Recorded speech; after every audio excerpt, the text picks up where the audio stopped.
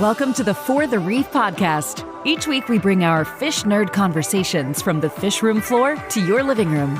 We try to bridge the gap between the saltwater aquarium hobby and coral reef conservation. Now, here are your hosts, fisheries biologist and founder of For the Reef Apparel, Mitch Dender, with local fish store owner and first responder, Ian Bell.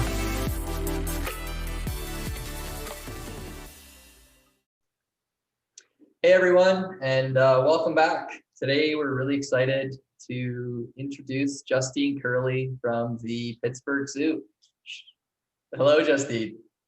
Hello. Justine's an aquarist from the PPG Aquarium. I think that's the part that's what that area is called, right? Yeah, exactly. Yeah, so we're just excited to have you on. Justine and I met a couple of years ago, I think now, at the Pittsburgh Zoo. For the Reef went there as kind of a guest, and we've kind of stayed in touch. So we're really lucky to have you on and share some of your aquarist knowledge. Yeah, I'm super excited to be here, and I do feel like we're old friends. 2019 feels like a lifetime ago. Yeah, exactly. Yeah, especially with not being able to travel and everything. I mean, on a side note, I did get immunized yesterday, and that's pretty darn good for a Canadian. Yay! Yeah. So we're hopefully going to be opening up soon, and maybe we'll try and make a trip down to Pittsburgh. Oh, we'd love it. We'd love to see you guys anytime. So what's going on with the zoo right now? Are you guys open or? Yeah, we're open. There's still limits to how many people can be in the buildings at one time. So we kind of lucked out because we really have one entrance and one exit point. So they just put someone, station someone at each one of those doors, and they have like a ticker counter, and then they radio people. Got it. Nice. It's worked. Like the aquarium is, we don't have the widest of hallways. It's more of like an intimate space. So it works. And some people opt out of it, which is fine, and then some people kind of cut corners, which is fine too, just to like get through it. Mm-hmm. But we have penguins, and everyone tends to like gather around the penguin window. Yeah. So there's that's a little bit of a bottleneck, but otherwise, it's okay. They put stations for the touch tank, so kind of spread yourself out a little bit. It was definitely a learning experience, I think, for everyone. No one knew what this was going to be like opening back up, and it was weird to have people in the building again. All of a sudden, I couldn't blast my music or just have all the doors open. So that was an interesting experience.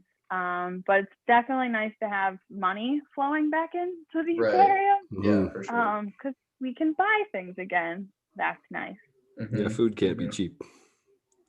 No, I don't think people realize in a zoo, and we have marine mammals too, and I think those things eat more than like most other animals, which is wild. Yeah. But because shrimp's more expensive than hay, so there you go. Touche. And still keeping a lot of live foods, as I remember, right? Yeah. So we had cuttlefish, just the dwarf species, and when we were heading into, I guess, the first wave, when we shut everything down, we really went through and said, okay, what tanks can we kind of shut down? We're not going to have people in the building, so what can we consolidate? What can we combine? What can we get rid of? And so the cuttlefish, we're like, we'll just throw them into this hodgepodge tank, see how they go. And they ended up doing pretty well and having babies, but we weren't going to pay to have grass shrimp shipped from Florida anymore. So I was like, okay, I'll just grow some. I'll be fine. So I started a hatchery, and it actually worked. That's awesome. So I had enough growing that we raised cuttlefish, and we still shipped cuttlefish out during COVID to other aquariums. And now we kept 5 from the last batch. So we have 5 still on exhibit. But I think, insider info, I think we're going to switch that tank over to spiny lump suckers. Oh yeah. That's pretty sweet. So then where are the cuttlefish gonna go? Yeah. So these are an F5 generation, and I don't know that we'd push it much past that anyway. But if they had, like, we only had one female left too, so these are all guaranteed from the same female. Yeah. So if they had any, we could throw them back into that tank where they kind of made it on their own and just see what they do. But if not, we'll just let them live out the rest of their lives, and then put those spiny lump suckers in. Nice. Not to be excited about their, demise, but because that was like a big thing. I remember when we were there, and so to give everybody a little bit of the backstory here, I was there with my wife and my little sister, who my little sister's not the most interested in aquariums and fish and all that stuff, but the thing that she actually talked about on the way home, apart from like the little cottage we stayed at and stuff like that, was the cuttlefish. So she actually thought those were pretty cool. And I remember, those were like your babies in there. I do have a way of shoving them onto people. That's true. Yeah, that was crazy. I think we had, what was it, like 400 to 500 that we shipped out. So a lot of eggs, but a lot that we hatched out too. And I remember my boss at one point was like, this is a lot. And he was pretty concerned. But they went to 11 different aquariums in 10 different states. Wow. That's awesome. We shipped them out far and wide. And that was those are probably F2s, I think. That was pretty early on from the one batch. We got one batch of eggs from, I think it was Quality Marine that we ordered those from. So yeah, it was pretty exciting, but that's what's really fun about this job, is that it's ever changing. Yeah. You just always get to try something new. So and so how long do they usually live? It's an F5. Yeah, probably about 10 months. I would say these guys okay. live. Oh, all right. So they're not. So that's how you get through these generations so quick. So about every 6 months, we usually have a new set of eggs from the batch. So they'll start breeding, that I've seen, usually around 3 or 4 months. Right. And you'll get eggs at like that 4-month mark. And what's always funny is if I've had 6 or if I've had 16 in a tank, they always like to lay their eggs in the same spot. They pick one and that's it. That's the spot.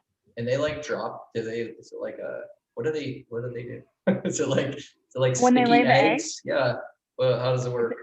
It's amazing. So these guys, not all cuttlefish species put ink in the egg sac itself, but the Bendensis they do. So they come out and they look like really dark, like tiny grapes, I guess. And so you'll see the female and she'll just be working on it for a while. And you can't see a lot, right? Because those arms are in the way, covering it. But then you'll see it when she just opens it up and deposits it and blacks back, and they'll wrap it. So it gets wrapped around. And she'll do that like 40 more times. Oh, yeah.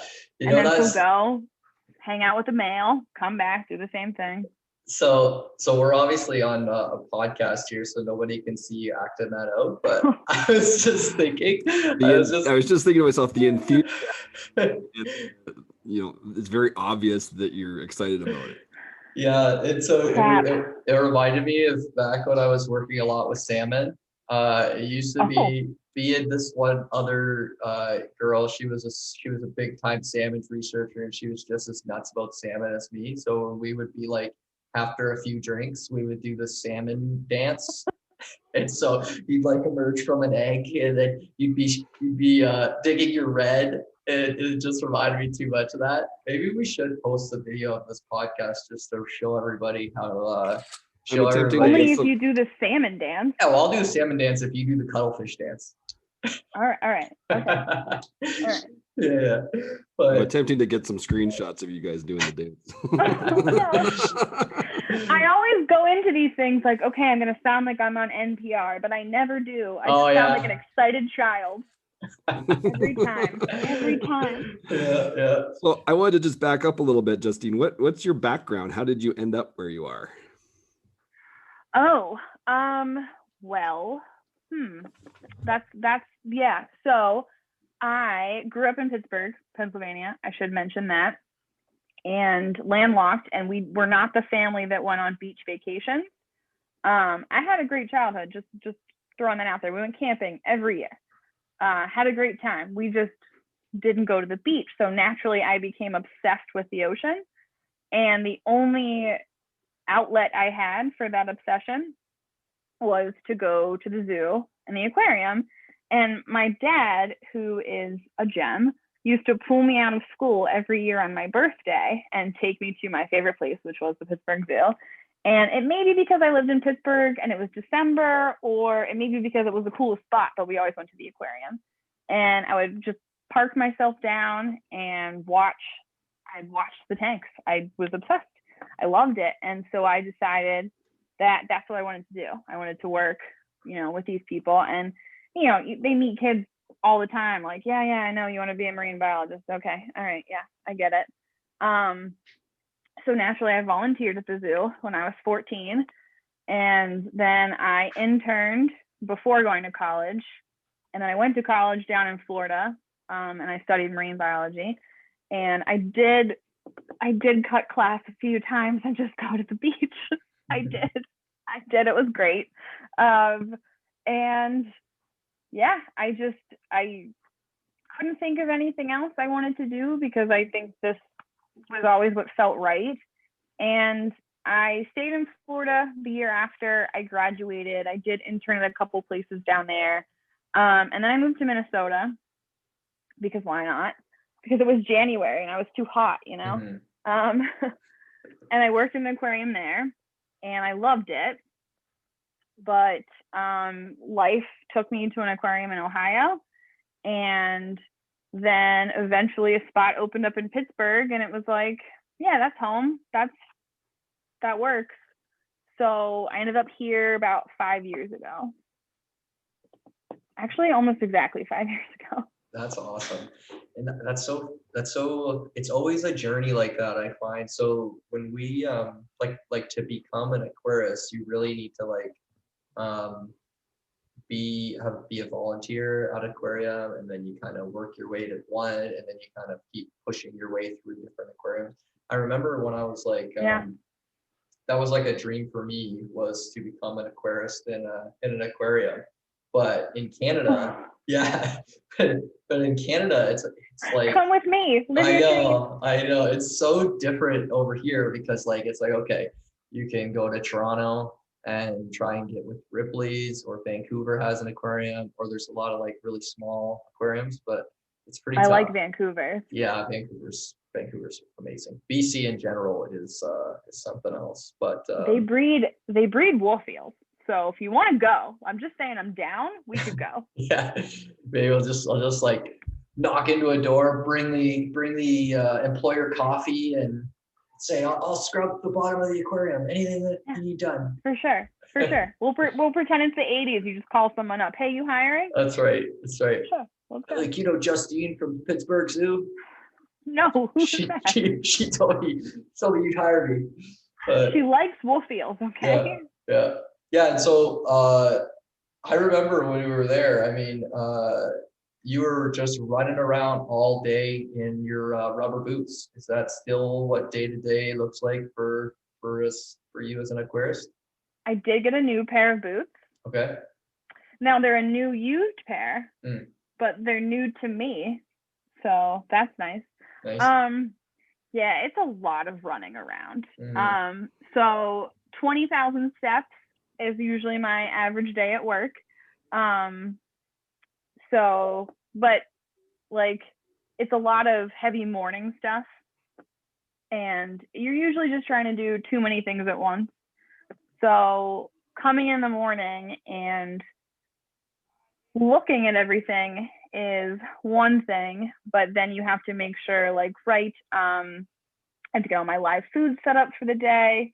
So change out all the Artemia water, make sure that's ready to go. I've got to enrich stuff. I have some adorable baby peppermint shrimp right now. Oh, do you? I stare at longingly in the mornings. They grow every day. I swear they're a little bit bigger. And there's always fewer of them because they eat each other. Mm-hmm. Yeah. And but it's like the little tiny Hunger Games. Yeah. Are they still, because they do the flap thing when they first are born, right? They're hilarious. Yeah. So I have videos and they just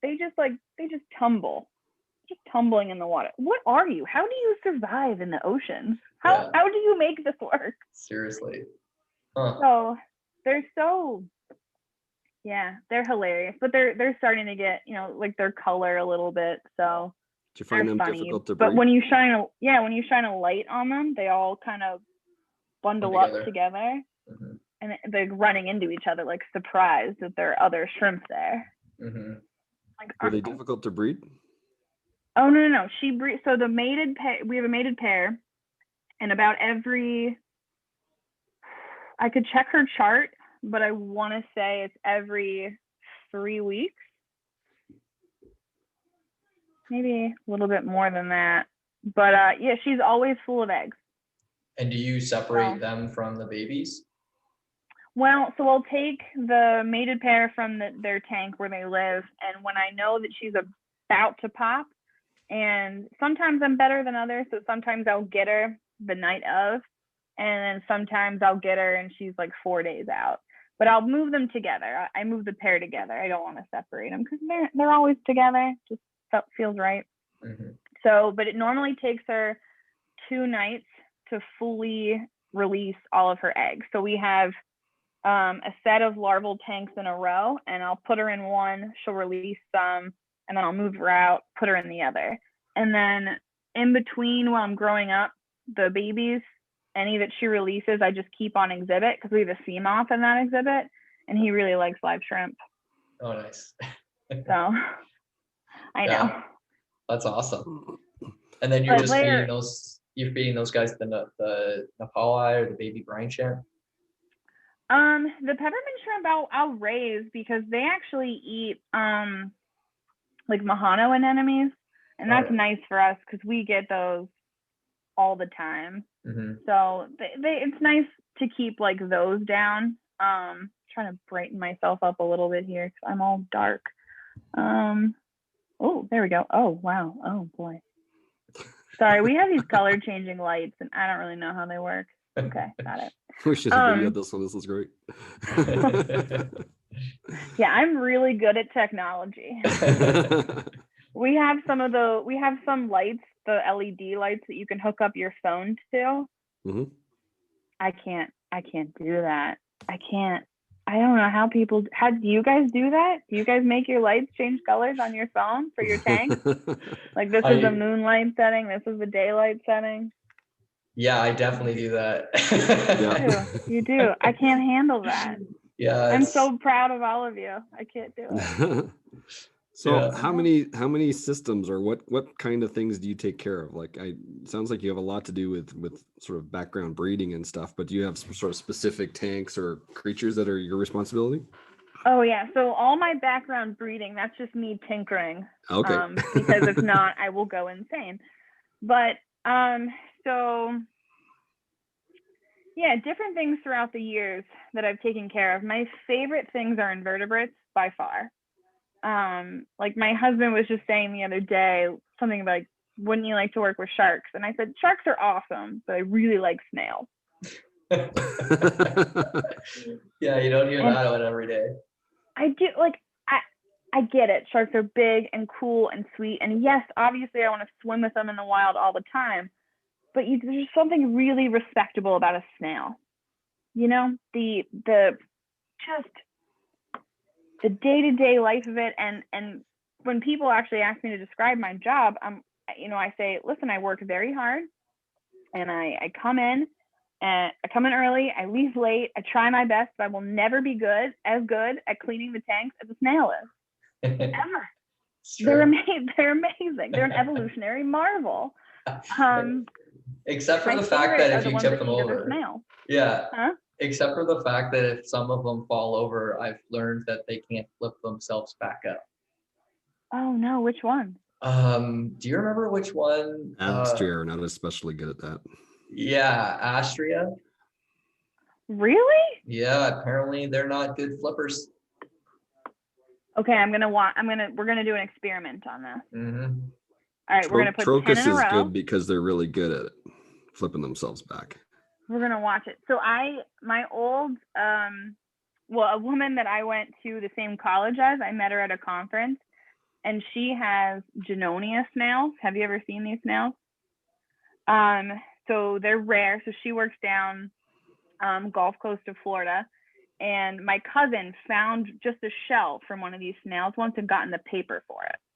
Wow. So they're like a deeper water, really cool, and they eat olive snails, which is one of my favorite species of snails because they're just awesome to watch, and I love seeing their trails.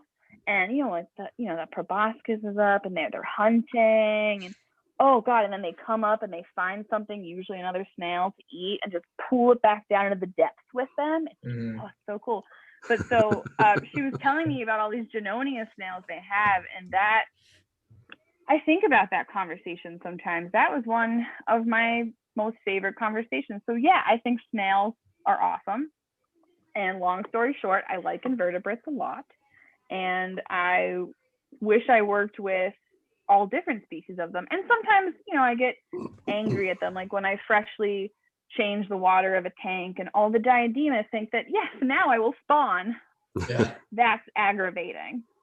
But you love them anyway. Mm-hmm.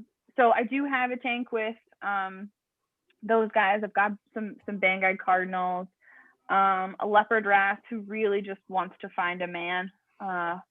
We keep trying to order her a male, and he keeps not showing up alive. So one of these days we're gonna get that, because I would love to try to breed those guys. I've got shrimpfish who I've watched breed and release eggs, and that's another goal of mine because those guys are funny and so cool.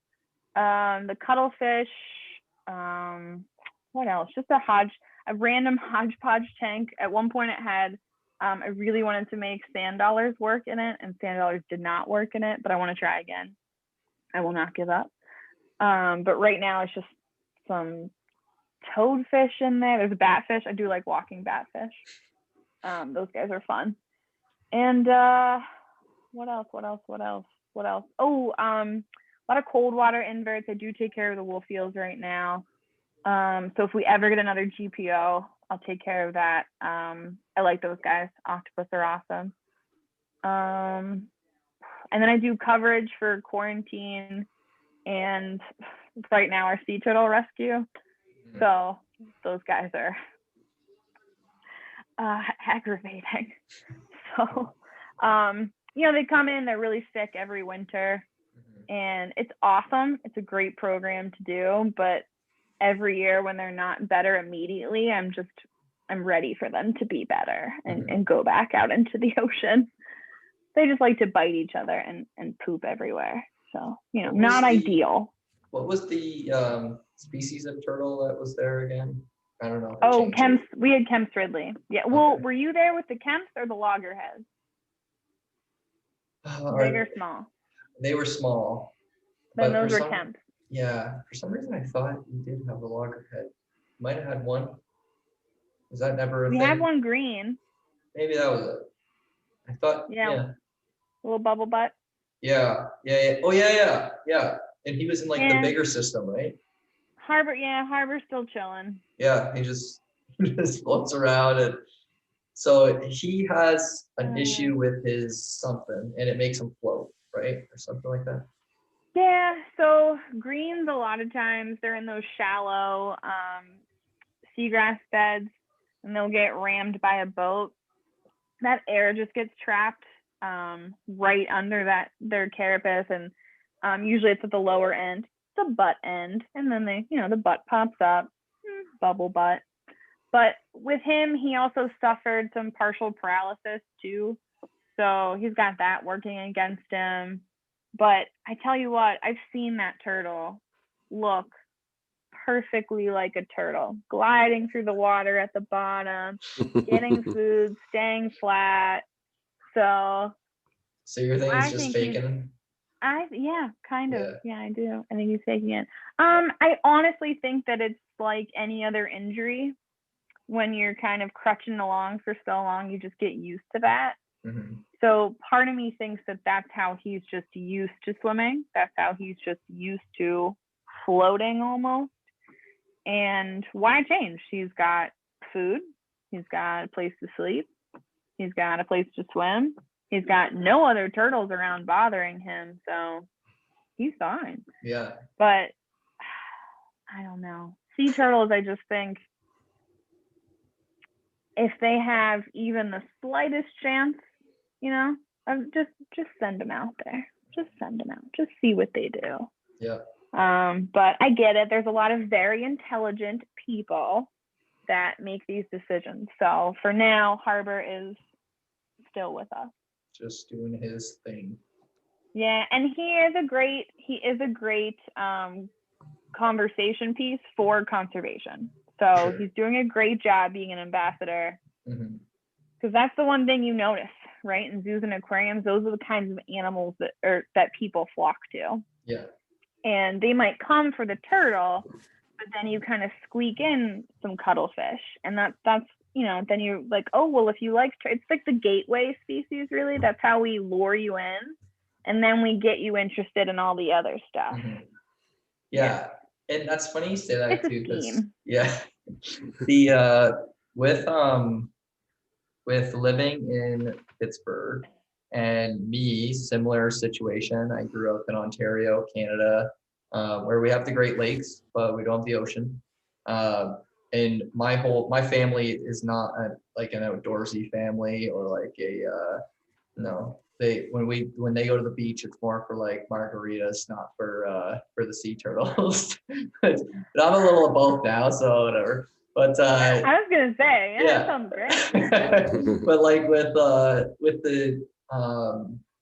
the aquarium stuff and me kind of learn, same with you, like looking through an aquarium is what got me interested in aquatic ecosystems, which turned me into what I did at school and eventually with my career. And like, what do you think is the role that big aquariums play in kind of like because there's so much negativity around big aquariums lately because of large mammals and things like that. Where do you see this kind of sitting? Yeah, and I honestly understand how those conversations came to be, and I respect that conversations like that, difficult conversations like that, should be had and need to be had across all platforms, with all people involved. And if we don't have trust from the public, then why are we there? For me, I know, because I grew up as that city kid who wouldn't have seen it otherwise. I know how life-changing they can be, and I know that a lot of the kids in Pittsburgh still need access to this zoo, to this aquarium, and that's the norm. It is rare.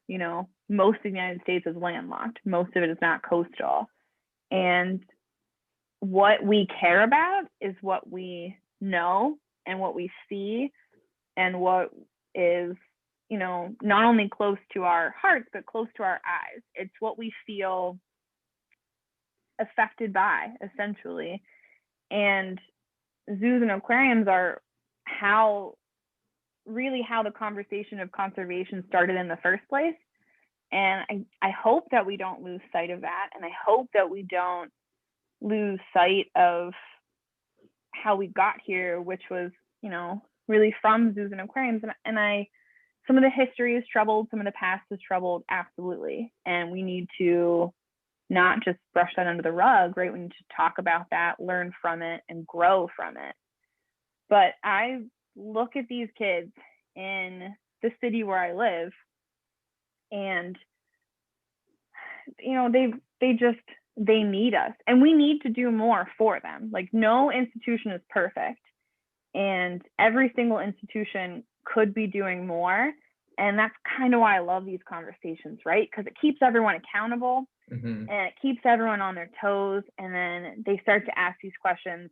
How can I be more involved in things like Sea Corps, in not just community conservation, but global conservation? And then you get kids in here that all of a sudden, next time they're walking in the park and they see a snake, they're not gonna want to hurt that snake. They're gonna want to walk around that snake, and they're not afraid anymore. Yeah. And just those small, you know, things are so life changing for people. And I can't emphasize this enough. We're not perfect, and no institution is, but there's a reason that people like this kind of sound, I don't want to sound weird, but there's a reason like people like me end up in places like this. You know, we're not doing it for the money or the cool clothes or the great pay and you know, great hours. We're doing it because we honestly think this is how we can help, and I think we are. Yeah. Oh, for sure. And like, it's I forget what that old saying was, Ian, but I used to have this saying that I used to say all the time, but it was something along the lines of like, you know, when you get a chance to interact with something, or you see something alive and it becomes real, it becomes something that's off of a page or something that's, you know, slithering through the bushes, to your reference, your snakes and stuff like that. Like when you have when you really interact and you see it with, like, a big one is it's funny that you say that, because I see it all the way from little kids to grown men. And I work right now. Right now I'm in my day job. I'm working on a construction site doing the environmental stuff, right? So I always feel like I'm like pushing a ball up a hill sometimes with people who don't seem to care at all. And you know, sometimes it's not working under a conservation lens. You're trying to, you know, facilitate construction while still protecting the environment. But anyway, with the interaction thing, we try to like so we have endangered snakes around here. It's a big deal. So we've had guys on site that, you know, they come in, they'd say, you know, if I see a snake, I'm running over with a lawnmower, right? And then that's like the way they think. And then we bring these snakes in, and we like have people come and check them out and stuff like that. And all of a sudden, people's, like, you can see it literally in their face, like, change. Like, they're holding it, they're like, wow, this thing's so cool. Like, I kind of want a snake, and like their whole mentality changes. So it's like, I totally agree. Favorite quotes from David Attenborough is, no one will protect what they don't care about, and no one will care about what they've never experienced. I think that's incredibly true. That is the one.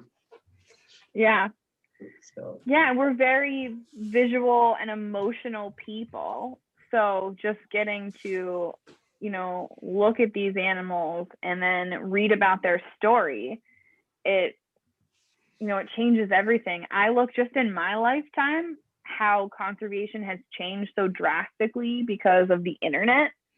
Everybody cares so much more now, because just because I'm living in Pittsburgh, it doesn't mean I don't know what's going on in Florida, in the Caribbean, in the Philippines. So it's really nice that we're all so connected and that we can all understand. But I think what people need to realize is we are very privileged to have this amount of information and access to it.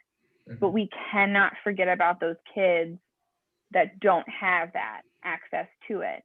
And I think that, you know, zoos and aquariums need to not forget about them either, and be more open to those kids. So our zoo has some free days for the community, and they can come and experience us that way. We need more of that. We really need to get these kids who's, you know, they don't see the ocean at all, or even a lake or a river or anything. They need to come in and learn that not only is this stuff cool, but that it needs to be protected, and that just because they're not on a beach doesn't mean what they do doesn't impact that beach. Right. Yeah. So, and I do think we're trying. We can't be too hard on ourselves. I do think we're trying. Yeah, no, for sure. Yeah, and I guess like with the breeding programs and all that kind of stuff that happens at different zoos,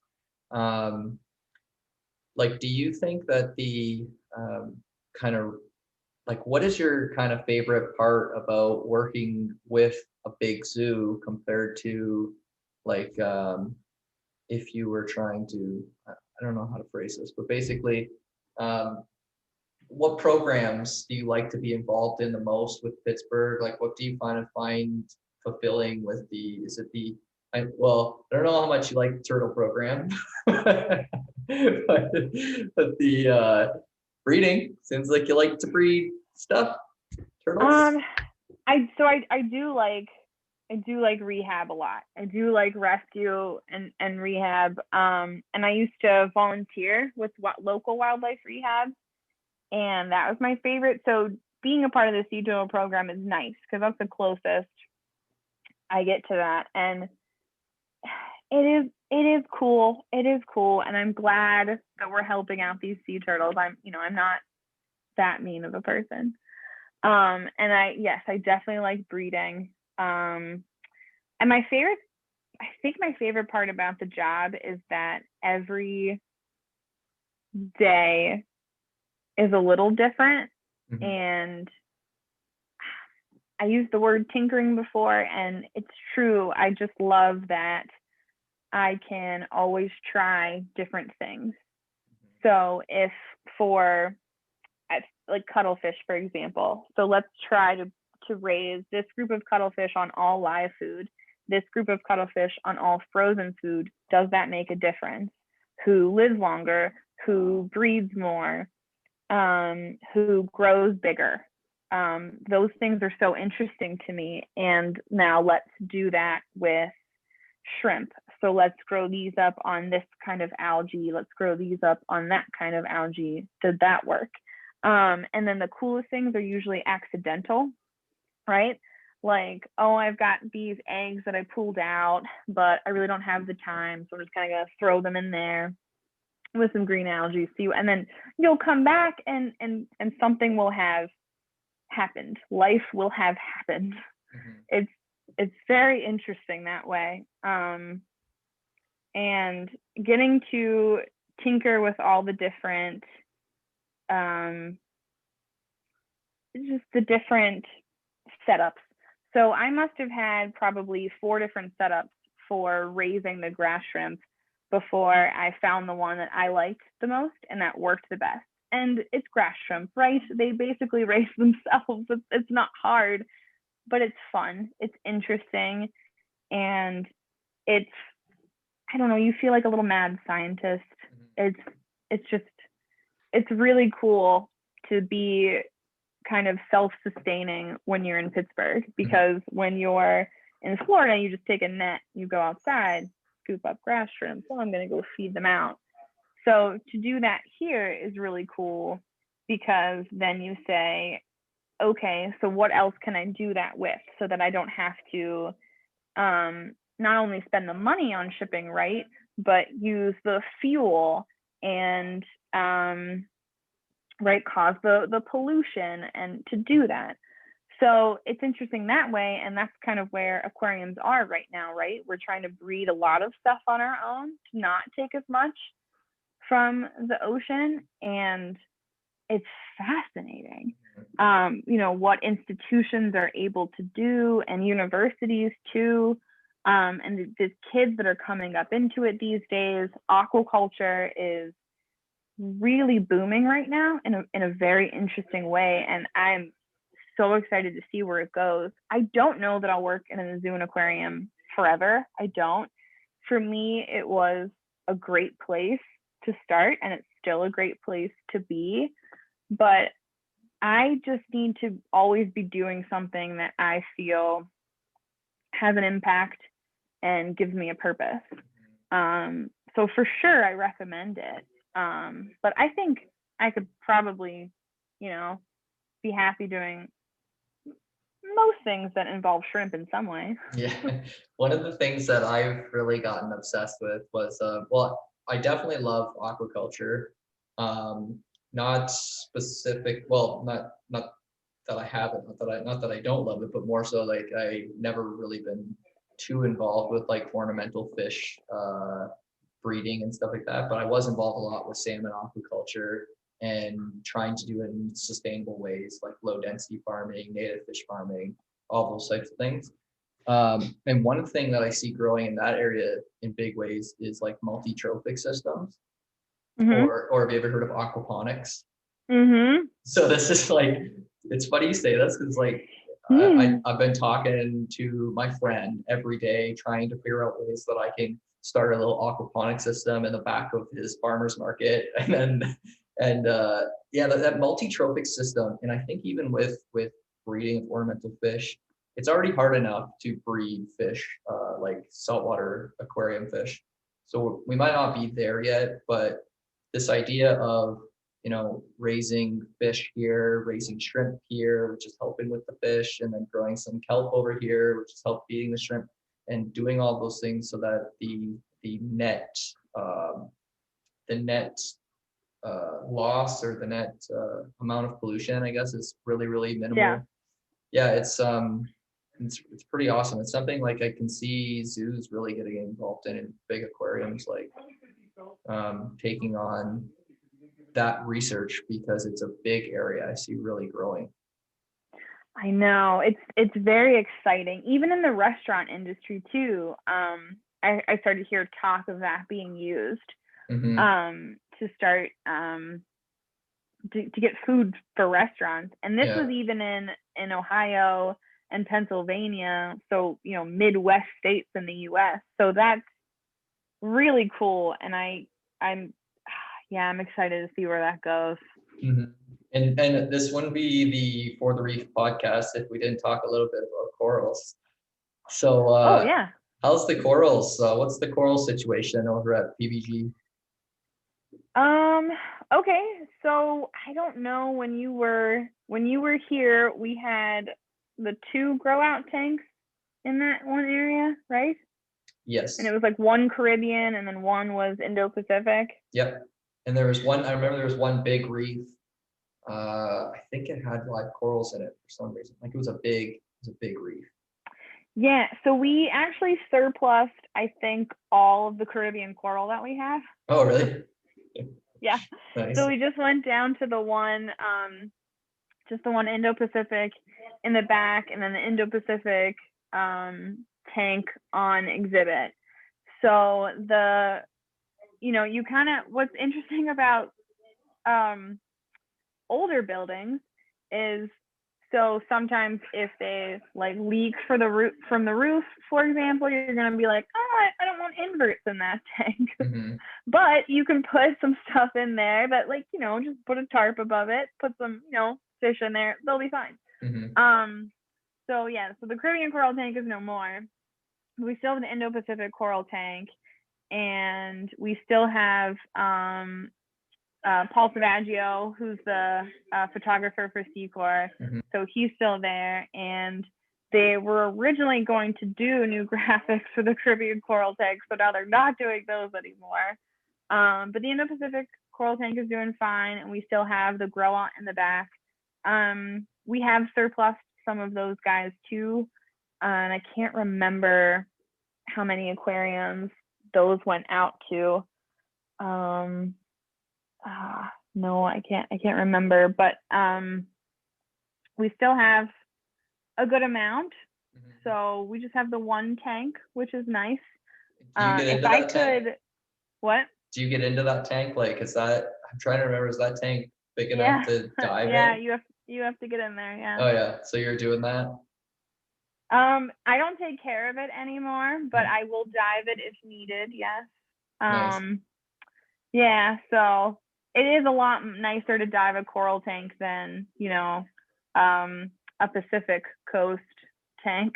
Right. Northern Pacific Coast tank. Yeah, true. So That's awesome. I'll dive it if I have to. But no, I think they're doing fine. I'm trying to think if we're doing anything interesting with those guys, but I can't think of anything. You'll just have to come see it. Yeah. You'll probably look at it and it'll look so different to you, but it probably looks the same to me. Yeah, if I have to. I'll we still have the giant clams, so you can come see. You can come see that. Yeah. Yeah. I like those guys. So at the beginning, you mentioned that as the cuttlefish are moving out, new guys are moving in. And what are those guys, and what's the plan? So spiny lump suckers. Okay. So picture like a little tiny fuzzball, but cuter and underwater, and they breed like rabbits, and they like, moderately cold water, and, big, and like a yellowish color, and just the cutest thing you've ever seen in your entire life, basically, with spiny lump suckers. So, yeah. So I just cute. looked them up. They're tiny. They're so tiny. And they're one of the fish that are really easy to breed in captivity. So we're lucky enough that people are like, yeah, we have too many. You want some? And we're like, yes, absolutely. We want some. We want some so bad. Those are really interesting. We'll have to post a picture on there, Mitch. Yeah, everyone who's listening, go Google spiny lump sucker, but don't do it if you're please. Yeah. Please Google spiny lump suckers. Everyone, make that like the number one search. They really are cute. That's funny. Like, you think with a name like spiny lump sucker, it's obviously going to be cute. Yeah, they're adorable. I mean, some fish have amazing names, like Fuzzy Nuts, for example. Another fish I've wanted to take care of. Slippery Dick. That's a classic. I'm not Googling either one of those things. Yeah. Might come back a little different. Yeah. You can Google coral croucher instead of Fuzzy Nut if you'd like. So is there any actual, is there any official research that goes on at your zoo, or is it more like your own internal experiments and stuff like that? Oh, I know. I wish. We need to be cooler. Yes. So research can take place. So a lot of it's just for our own personal enjoyment, and then we can kind of take what happened and present it at a conference. Or have you ever heard of drum and croaker? No. You guys would love drum and croaker. It comes out every year. It's just a journal. It's all online, and you can go back through the archives. I think Pete Mohan is the one. He has to be one of the original ones that started it. He's from the Akron Zoo. Incredible dude. Kind of retired now, but I hope not, because he's awesome. But I think he still runs it though. And there is some cool stuff that has been published in Drum and Croaker. Really interesting stuff. So a lot of stuff ends up on there, and then at conferences, people are always presenting what they've learned. So some of the things that we've tried over the years at the aquarium that come to mind are, have you ever heard of using tilapia skin to cover skin wounds, for example? So we tried doing that on a shark.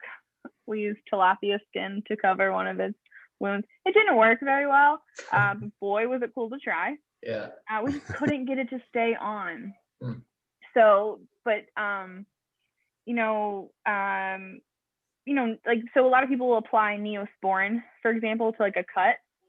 I've heard that done in aquarium fish. Yeah. So how do you make that work for fish? So we use it's like a polyox powder, and we use that people have come up with. All sorts of very interesting things. And then you find the people that have learned that, stingrays get bored. They like things to play with.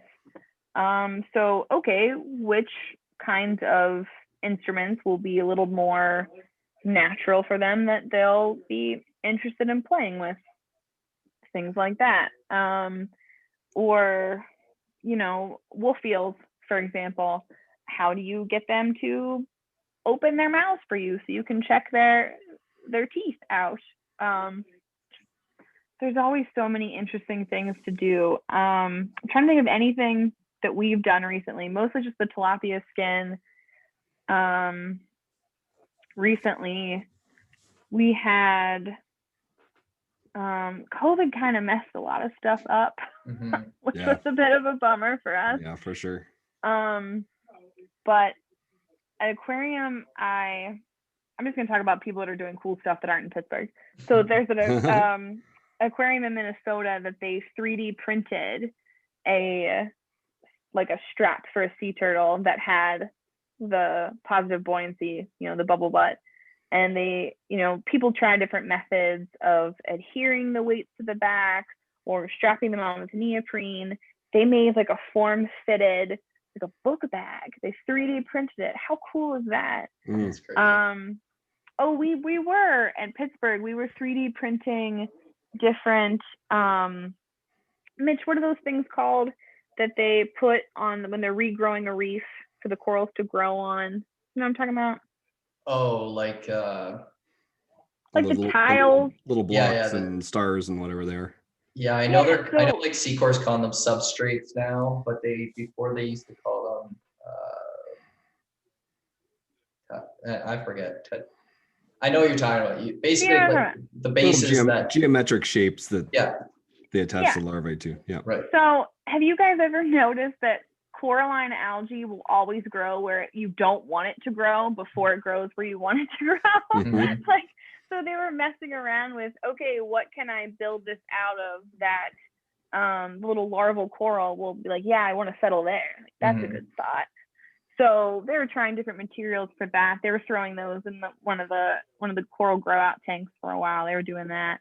I don't know if anything ever came of that though. I actually have one of those in this tank back here. Is it working? It's growing. Stuff's growing on top of it.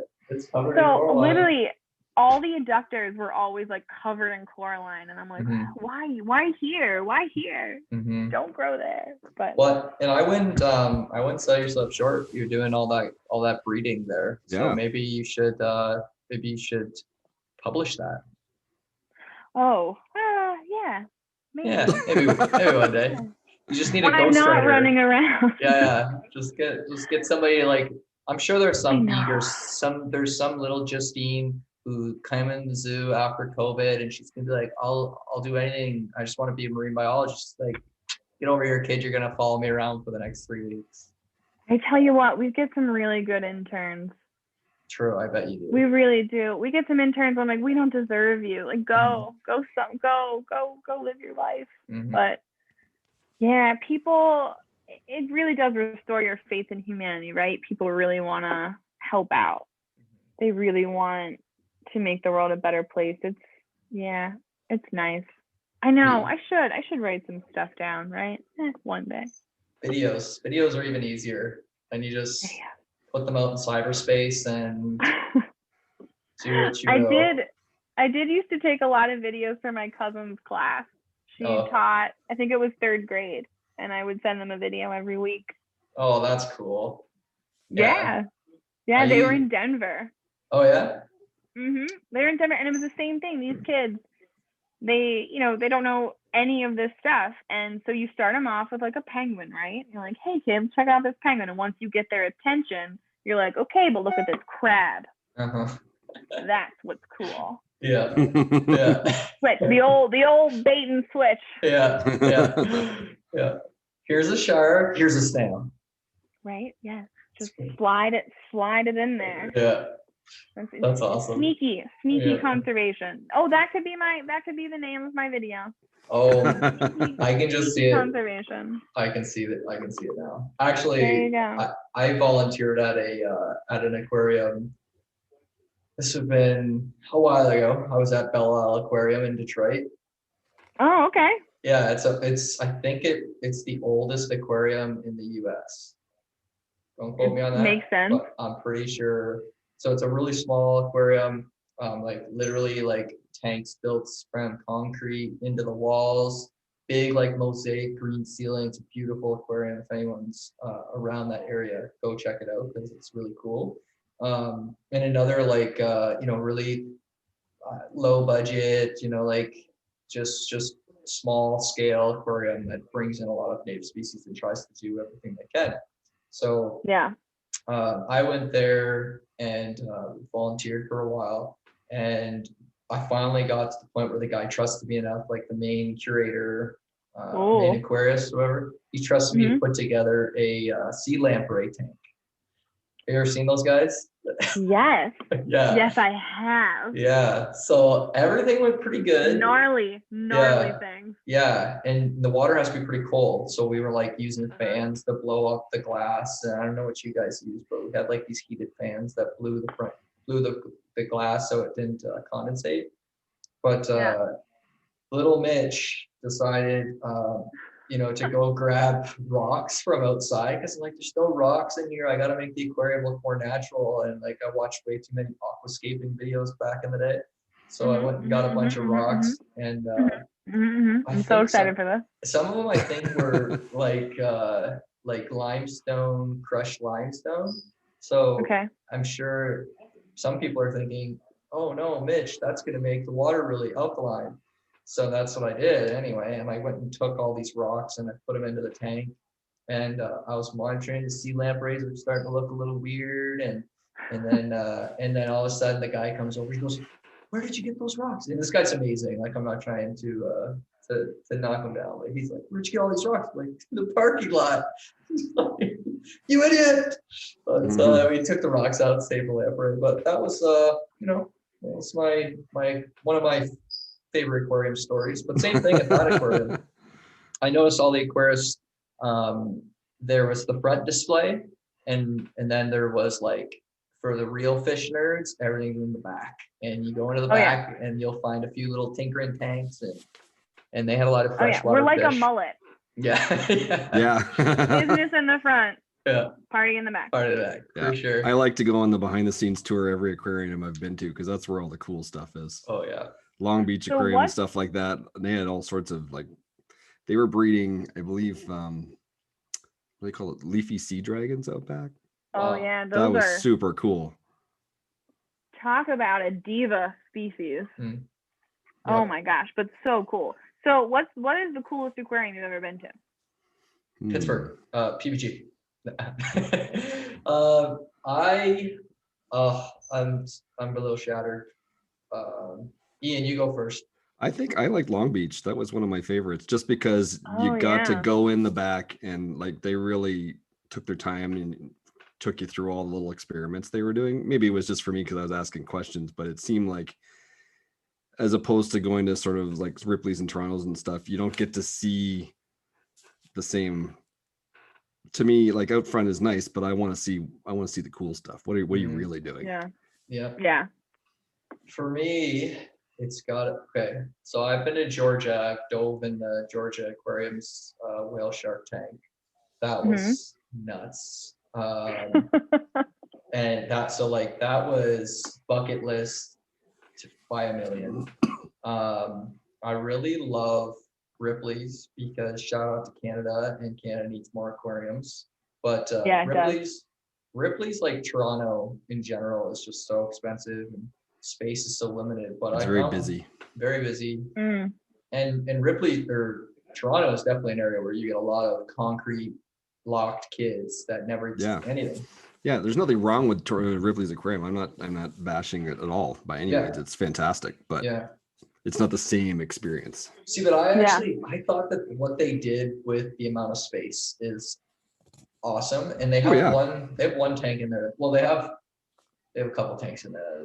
The one that I like a lot is you can stand under and you just look at the silhouette of schooling sardines. I think they're sardines. Oh wow, yeah. And so you just get to see them, and that's one of my favorite things about diving is if you ever can get under the animals and you're just watching them kind of cruise by doing their traffic thing. It's just whoa, you're just a speck of sand, It's hard to compare the aquariums because they all have something unique to offer. Yeah, Shed Aquarium's also amazing. Shed's awesome. Yeah. I went to the one in Shed. Talk about an old aquarium. Yeah. I went to the one in Boston. I've been to the one in Denver. We try and go wherever we go. They've all got something unique about them. Yeah. Is there one that you're like, I need to go see that aquarium? Like you talked about bucket list diving in Georgia. Okay, what's the next bucket list aquarium? Where do we have to go next? Monterey Bay. Okay. Yeah. Okay. I'd love to see that one. I'd also really like to see that one in, like it's in Japan. There's one I've seen pictures of in Dubai that looks really cool. Like in multi-stories. That looks pretty awesome. Yeah. Yeah. They're doing some cool stuff. It's highly unlikely I'm getting to Dubai, but I'd still like to see it. Yeah. We'll casually go one day. Yeah. Even maybe they'll invite you because they'll want the podcast to come. Yeah. Yeah. I'm sorry, I forgot to tell you. We got a bunch of messages from Dubai. We're gonna head there soon. Yeah. This was the reason you guys created this podcast. Right. That's the end game. Can you see it now?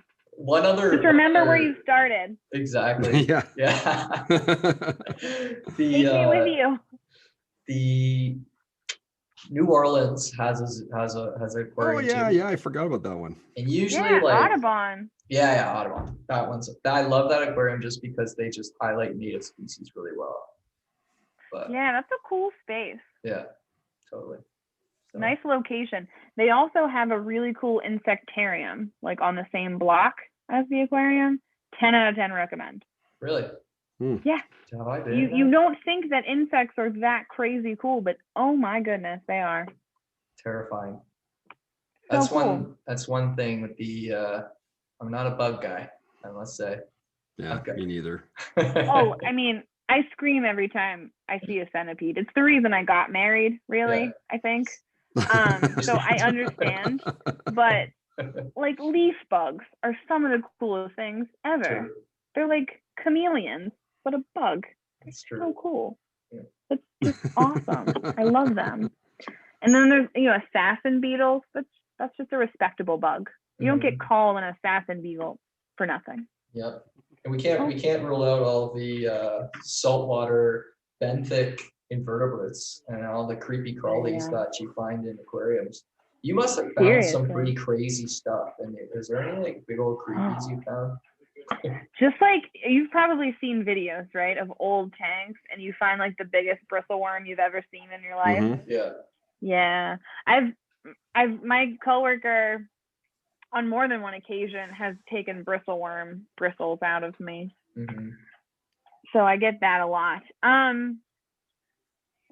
Usually just bristleworms, so I don't find a ton of other crazy stuff. Yeah, really just bristleworms. I mean, we are in Pittsburgh, so sometimes you do find like a cockroach or a centipede floating in the top of your tank, and that's unpleasant. Unpleasant, very, very unpleasant. No, other than like the bugs that the fish will get, nothing else too crazy. Do you get into treating your fish a lot? That's always a big topic. Yeah. So we have a just one tank with monogenes right now, actually. So it's a rainbow fish, archerfish, where the big Australian lungfish is. Do you remember that tank? So they had some monogenes right now, so we're treating them. Luckily, all those kind of like ecto, like skin and gill parasites are normally pretty easy going. So we can treat those. And it is very interesting to see when you have a couple of fish that are looking off, and then you put them on that treatment, and it's night and day. It's nice to see that, because they don't all bounce back from that. So veterinary medicine can go a lot further with fish because they're just starting to kind of get into it. Okay, what can we do? What can we treat these guys with? So because it's harder to work on a fish than it is on a skunk. So there's that. So Yeah. Yeah. Or even like an anemone. Yeah. Can you ultrasound an anemone? You can. It's very different, but you can. Yeah. That would be a good topic one day. Just talk about marine veterinary work. I wonder who we can get. I bet Rob Jones would talk to you. Sure. Yeah, that'd be awesome. Aquarium vet. There you go. That'd be fantastic. To the moon. Yeah, I mean, and next Dubai. Yeah. But anyway, Justine, I don't want to take up too much of your time. It was really awesome catching up with you, and as always, you're really fun to chat with. Yeah. You're passionate and oh, so thanks a lot. We will have to give you a call. We were supposed to have gone down to Cayman 2 to 3 times this year to work with the eco divers. I was just talking to Aaron a couple of days ago. He's going to come on again in a week or so, and he's got some folks at CCMI, Central Caribbean Marine Institute, where he's going to hook us up with, in the DOE in Cayman. But he's a fascinating guy. I think you two would gel amazingly. So when we go down, you'll have to bring your husband and come down and hang out with us and work with the divers for a week or so. I mean, if I have to. I think you'll really like it. For sure. Yeah, we were listening to the last podcast over dinner actually that he was on. Yeah, he's a fantastic guy. So he's going to come on. I wish I sounded like that. He's going to come on. I think he said maybe sometime this week or next week we're going to talk to him. He's going to talk about sort of how the islands reacted to COVID and the lockdown, and they're dealing with some stony coral tissue loss disease down there right now and things like that. So he comes on every so often and gives us an update on the work that they're doing down there. That's amazing. You guys are cool. It's a pleasure. So yeah. All right. Well, and I wish I'm forgetting what are your dogs' names again? Oh, Murray and Zeppelin. It was also really nice to meet Murray and Zeppelin. Yeah. And wait, you had a sweet name too. Yeah. Axel. Axel. So at the beginning of the podcast, we were showing each other dogs. Totally normal. I'm waiting for him to get Slash. Yeah. So I mean, you should. We had axolotls, and one was named Axel, one was named Rose. Oh, nice. Sorry. Nice. Good. All right. Anyway, have a great night. Thanks a lot, Justine. Thank you, Justine. Yeah. Thanks, guys. See ya. Bye. Thank you for joining us for this episode of the For the Reef Podcast. As always, you can reach us at forthereefpodcast@gmail.com or via our websites, forthereef.com or sustainablemarinecanada.ca. If you would like to get involved and help the reef restoration efforts, check out our friends at CaymanEcoDivers.com. We hope you enjoyed today's podcast. Please hit subscribe and join us for the next episode coming soon.